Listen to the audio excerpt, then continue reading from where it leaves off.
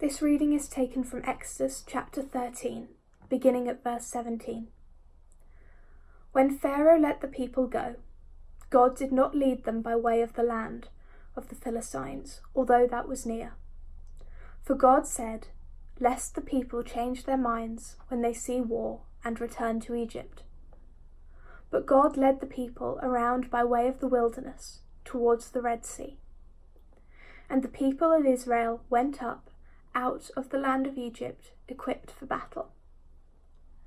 Moses took the bones of Joseph with him, for Joseph had made the sons of Israel solemnly swear, saying, "God will surely visit you, and you shall carry up my bones with you from here."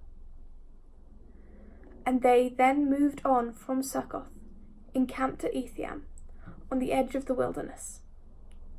And the Lord went before them by day in a pillar of cloud, to lead them along the way, and by night in a pillar of fire, to give them light, that they might travel by day and by night. The pillar of cloud by day and the pillar of fire by night did not depart from before the people. Then the Lord said to Moses, "Tell the people of Israel to turn back and encamp in front of Pi-hahiroth, between Migdol and the sea, in front of Baal-zephon. You shall encamp facing it, by the sea.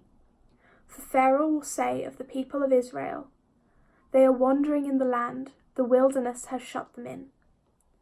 And I will harden Pharaoh's heart, and he will pursue them. And I will get glory over Pharaoh and all his host, and the Egyptians shall know that I am the Lord." And they did so.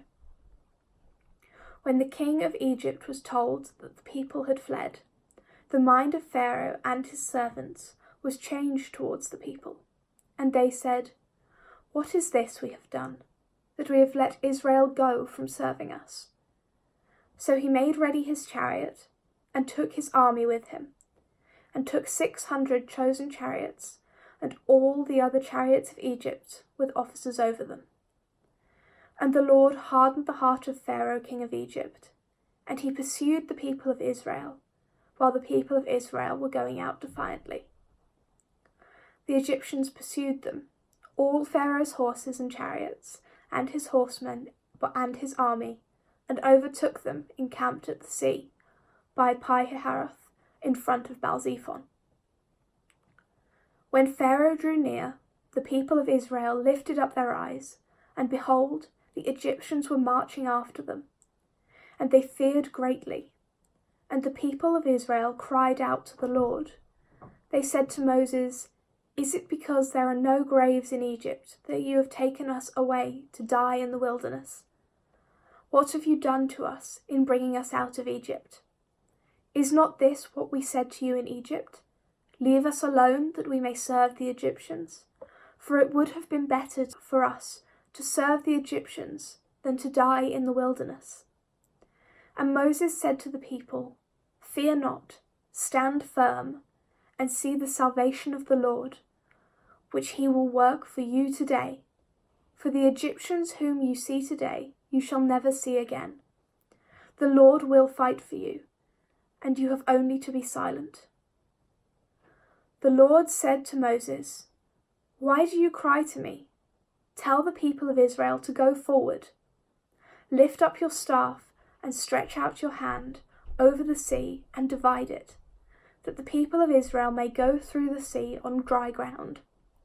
And I will harden the heart of the Egyptians, so that they shall go in after them. And I will get glory over Pharaoh and all his host, his chariots and his horsemen. And the Egyptians shall know that I am the Lord, when I have gotten glory over Pharaoh, his chariots, and his horsemen." Then the angel of God, who was going before the host of Israel, moved and went behind them. And the pillar of cloud moved from before them and stood behind them, coming between the host of Egypt and the host of Israel.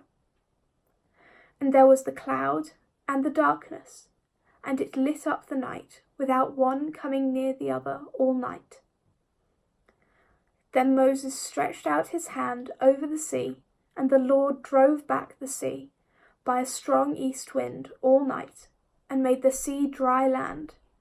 and the waters were divided.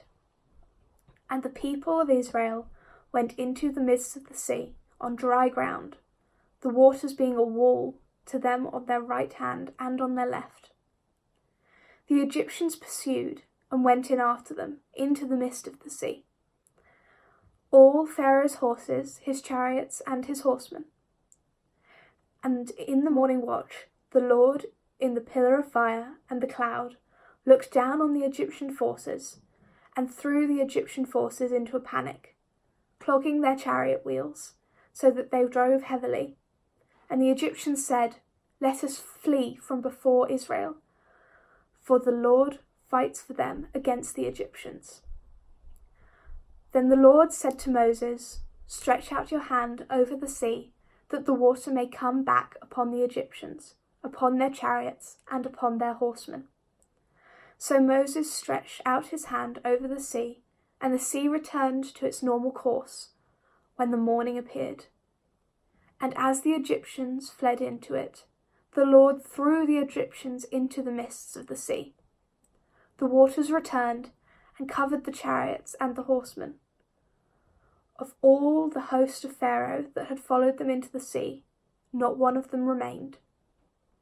But the people of Israel walked on dry ground through the sea, and the waters being a wall to them on their right hand and on their left. Thus the Lord saved Israel that day from the hand of the Egyptians, and Israel saw the Egyptians dead on the seashore. Israel saw the great power that the Lord used against the Egyptians. So the people feared the Lord, and they believed in the Lord and his servant Moses. This is the word of the Lord. Thanks be to God.